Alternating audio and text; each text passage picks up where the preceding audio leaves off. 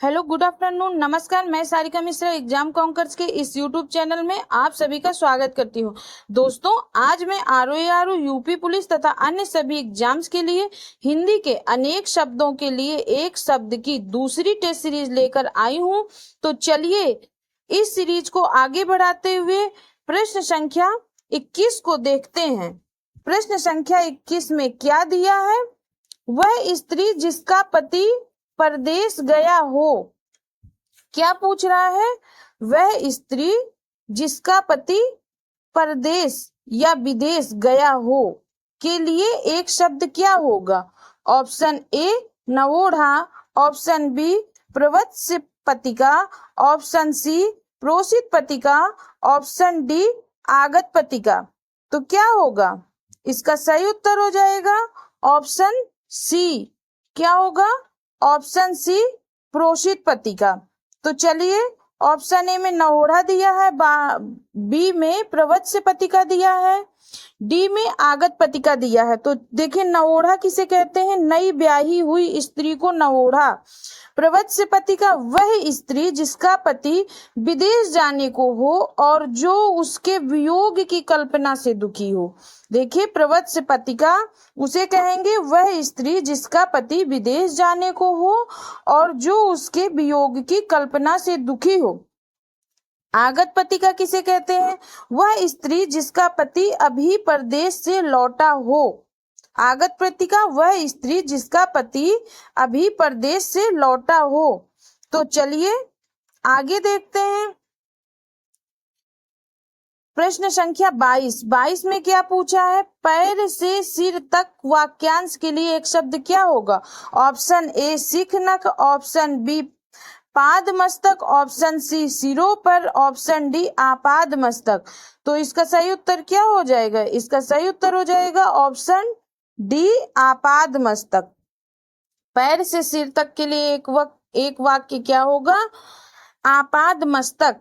चलिए प्रश्न संख्या 23 देखते हैं। 23 में क्या दिया हुआ है? अनुचित बात के लिए आग्रह करने वाला। अनुचित बात के लिए आग्रह करने वाले के लिए एक शब्द क्या होगा? ऑप्शन ए दुराग्रह, ऑप्शन बी अनाग्रही, ऑप्शन सी दुराग्रही, ऑप्शन डी कुआग्रही। तो इसका सही उत्तर हो जाएगा ऑप्शन सी दुराग्रही। ठीक, चलिए इसकी व्याख्या देखते हैं।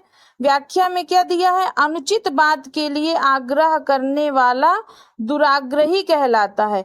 अनुचित बात के लिए अड़ना दुराग्रह होता है।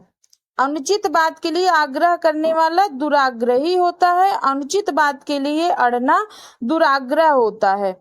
चलिए आगे देखते हैं। प्रश्न संख्या 24 में अनेक शब्दों के लिए एक शब्द के नीचे लिखे विकल्पों में से कौन सा विकल्प गलत है? तो चलिए बताइए इनमें से कौन सा विकल्प गलत होगा। ऑप्शन ए जंगल की आग को दावानल, ऑप्शन बी समुद्र की आग बड़वानल, ऑप्शन सी पेट की आग जठराग्नि, ऑप्शन डी आदि से अंत तक। तो इसका सही उत्तर क्या हो जाएगा? Option D.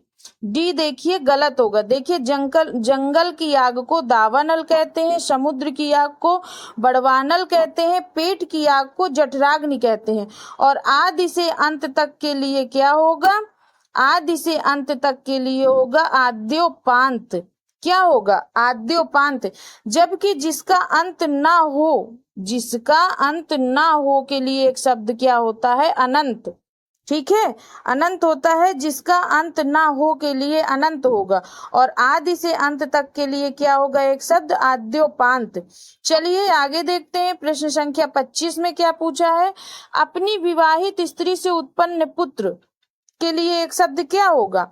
ऑप्शन ए जरायुज, ऑप्शन बी जारज, ऑप्शन सी दत्तक, ऑप्शन डी औरस। तो इसका सही उत्तर हो जाएगा ऑप्शन डी औरस होगा।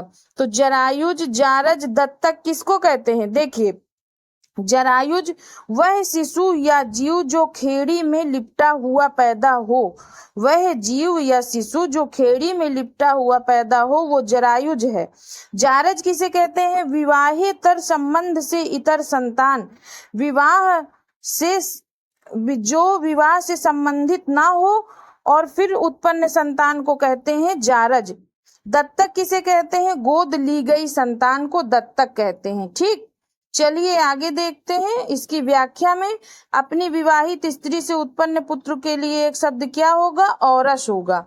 चलिए आगे देखते हैं प्रश्न संख्या 26 में, जो ज्ञात इतिहास से पहले का हो, जो ज्ञात इतिहास से पहले का हो उसके लिए एक शब्द होगा। ऑप्शन ए अनैतिहासिक, ऑप्शन बी ऐतिहासिक, ऑप्शन सी प्रागैतिहासिक, ऑप्शन डी इनमें से कोई नहीं। तो इसका सही उत्तर हो जाएगा ऑप्शन सी प्रागैतिहासिक होगा। जो ज्ञात इतिहास से पहले का हो उसे प्रागैतिहासिक कहते हैं। ठीक, चलिए आगे देखते हैं प्रश्न संख्या 27 में क्या पूछा है। जो अचानक आंखों से ओझल हो गया हो, जो अचानक आंखों से ओझल हो गया हो उसके लिए एक शब्द क्या होगा? ऑप्शन ए अंतर्ध्यान, ऑप्शन बी अंतर्ध्यान, ऑप्शन सी अंतर्धान, ऑप्शन डी अंतर्धान। तो देखिए हम लोग क्या बोलते हैं? अंतर्ध्यान। हम लोग हमेशा अपनी बोलचाल की भाषा में बोलते हैं अंतर्ध्यान, यह गलत है। इसका सही उत्तर हो जाएगा ऑप्शन सी अंतर्धान होता है। क्या होता है? ऑप्शन सी अंतर्धान होगा। चलिए आगे देखते हैं इसकी व्याख्या में, जो अचानक आंखों से ओझल हो गया हो उसके लिए एक शब्द क्या होगा? अंतर्धान होगा। ठीक, चलिए अगला प्रश्न, प्रश्न संख्या 28, जो बाएं हाथ से सधा हुआ हो के लिए एक शब्द क्या होगा? जो अपने सारे काम में बाएं हाथ से करे उसको क्या कहेंगे हम? ऑप्शन ए सव्यसाची, ऑप्शन बी वामपंथी, ऑप्शन सी वज्रपाणी, ऑप्शन डी वीणा पाणी। तो इसका सही उत्तर हो जाएगा ऑप्शन ए सव्यसाची। जो बाएं हाथ से काम करता हो उसे सव्यसाची कहते हैं। चलिए आगे देखते हैं प्रश्न संख्या 29 में क्या पूछा है। मोक्ष पाने की इच्छा करने वाला इन अनेक शब्दों के लिए एक शुद्ध शब्द क्या होगा? मोक्ष पाने की इच्छा करने वाला के लिए एक शब्द क्या होगा? ऑप्शन ए तितिक्षा, ऑप्शन बी तितीर्षु, ऑप्शन सी तितिक्षु, ऑप्शन डी मर्जीवा। तो इसका सही उत्तर हो जाएगा ऑप्शन बी होगा। क्या होगा? ऑप्शन बी तितीर्षु होगा। ठीक, चलिए इसकी व्याख्या देखते हैं। व्याख्या में क्या दिया है? मोक्ष पाने की इच्छा करने वाला या तैर कर पार करने की इच्छुक के लिए एक शब्द होगा तितीर्षु। ओके, चलिए अगला प्रश्न देखते हैं। प्रश्न संख्या 30 में क्या दिया है? जिसके पेट में माँ ने रस्सी बांध दी हो उसे क्या कहेंगे? जिसके पेट में माँ ने रस्सी बांध दी हो।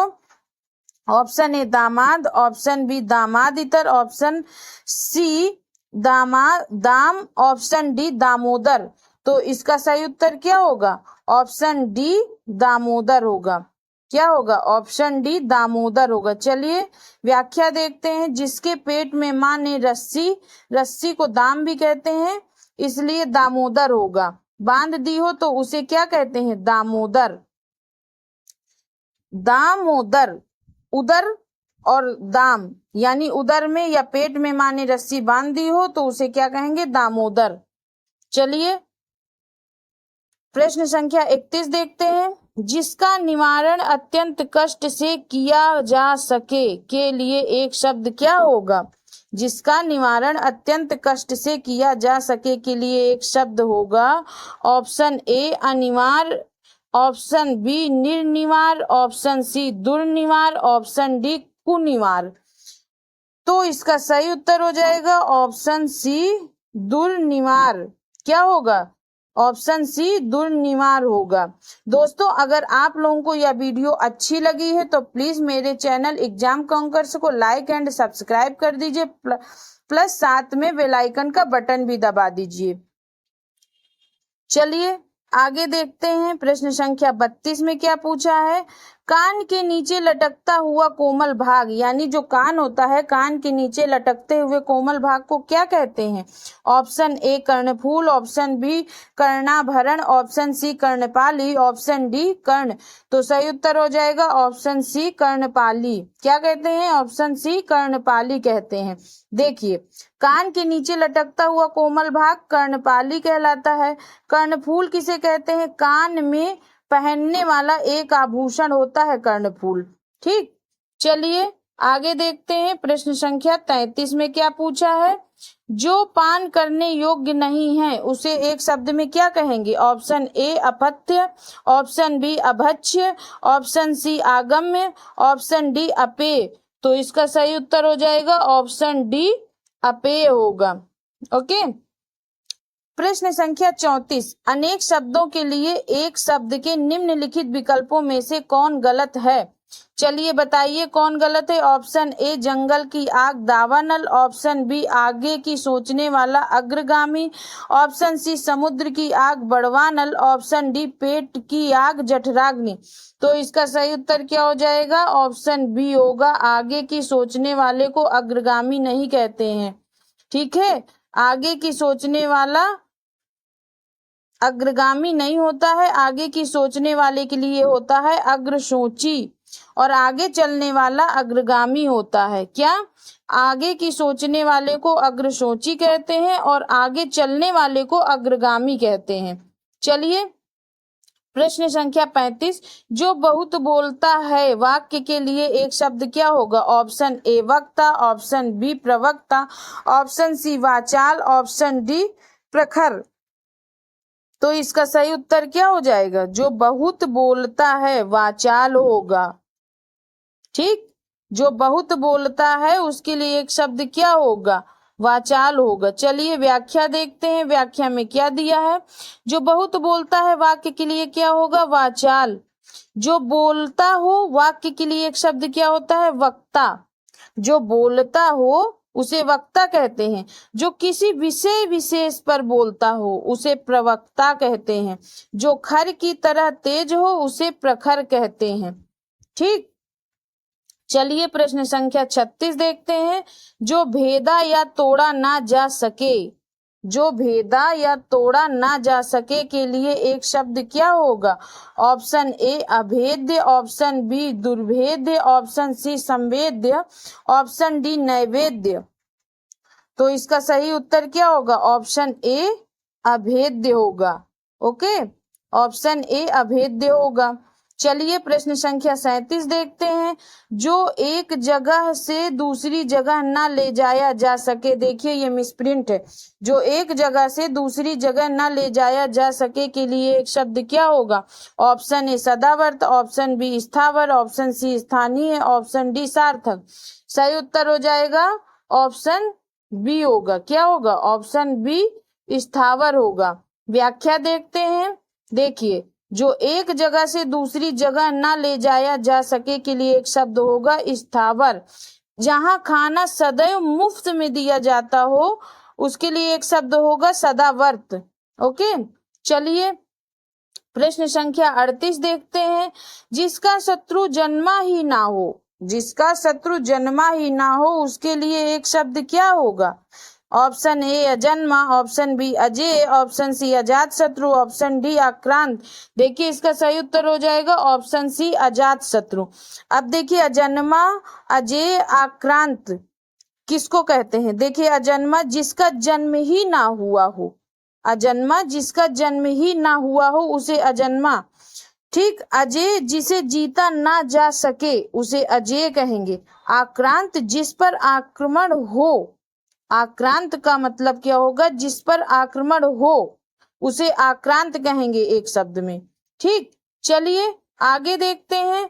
प्रश्न संख्या 39, अपना मंतव्य साधने वाला के लिए एक शब्द क्या होगा? ऑप्शन ए परमार्थी, ऑप्शन बी धर्मार्थी, ऑप्शन सी स्वार्थी, ऑप्शन डी सत्यार्थी। तो सही उत्तर हो जाएगा ऑप्शन सी स्वार्थी। अपना मंतव्य साधने वाले के लिए एक शब्द होगा स्वार्थी। चलिए इसकी व्याख्या में तो कुछ खास नहीं दिया है। प्रश्न संख्या 40 देखते हैं।